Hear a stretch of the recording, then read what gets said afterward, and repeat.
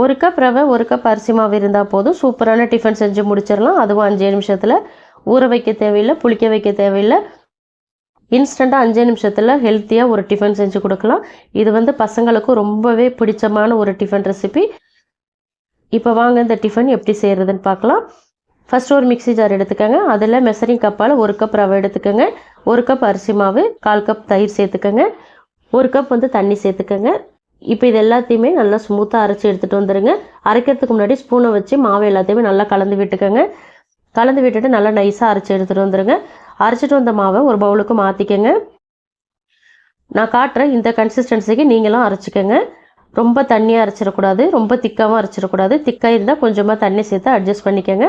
இப்போது இந்த மாவுக்கு ஒரு சின்னதாக தாளிப்பு சேர்த்துக்கலாம். அதுக்கு வந்து 2 டீஸ்பூன் எண்ணெய், 1 டீஸ்பூன் கடுகு சேர்த்துக்கோங்க. கடுகு நல்லா பொரிஞ்சதும் 1 டீஸ்பூன் சீரகம் சேர்த்துக்கோங்க. பொடியாக நறுக்கின கருவேப்பிலை, பொடியாக நறுக்கின பச்சை மிளகாய் சேர்த்துக்கோங்க. இப்போ இது எல்லாத்தையுமே ஒரு தடவை நல்லா கலந்து விட்டுக்கோங்க. பச்சை மிளகாய் வந்து ஆப்ஷனல் தான், விருப்பமாக இருந்தால் சேர்க்கலாம், இல்லைன்னா ஸ்கிப் பண்ணிடலாம். இப்போ இந்த தாளிப்பை வந்து மாவில் சேர்த்துக்கோங்க. மாவில் சேர்த்ததுக்கப்புறம் 3/4 கப் அளவுக்கு தேங்காய் துருவல் சேர்த்துக்கோங்க. இப்போ இது ஒரு தடவை நல்லா கலந்து விட்டுக்கலாம். தேங்காய் துருவல் வந்து நீங்கள் 1 கப் வரைக்கும் சேர்த்துக்கலாம். ஃப்ளேவர் ரொம்ப சூப்பராக இருக்கும். இப்போ 1/2 டீஸ்பூன் பேக்கிங் சோடா, உப்பு தேவையான அளவு சேர்த்துக்கோங்க. மறுபடியும் இதை ஒரு தடவை நல்லா கலந்து விட்டுக்கோங்க. இதை புளிக்க வைக்கவோ ஊற வைக்கவோ தேவையில்லை.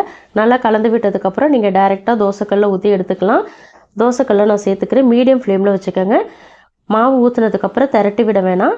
நம்ம பன் தோசை மாதிரி ரெடி பண்ணிக்கலாம். இது வந்து நீங்கள் ஆப்பக்கடாயில் சுடுறதா இருந்தாலும் சுட்டு எடுத்துக்கலாம், அதுவும் நல்லா வரும்.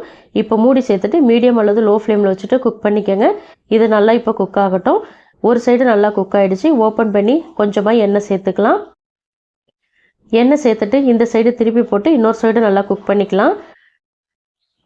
ரொம்ப டைம் எடுக்காது, ஈஸியாக வெந்துடும் டக்கு டக்குன்னு. 1லேருந்து 1.5 நிமிஷத்துக்குள்ளே ஒரு தோசை நீங்கள் ரெடி பண்ணிடலாம். இப்போ மேலே லைட்டாக எண்ணெய் தேய்ச்சிக்கிறேன். எண்ணெய் தேய்ச்சிட்டு இப்போ 2 சைடு நல்லா குக் ஆனதுக்கப்புறம் வெளியில் எடுத்துக்கலாம். பாருங்கள், நல்லா கோல்டன் கலரில் சூப்பராக ரெடி ஆகிடுச்சு. இப்போ இதை பிளேட்டுக்கு மாற்றிக்கிறேன்.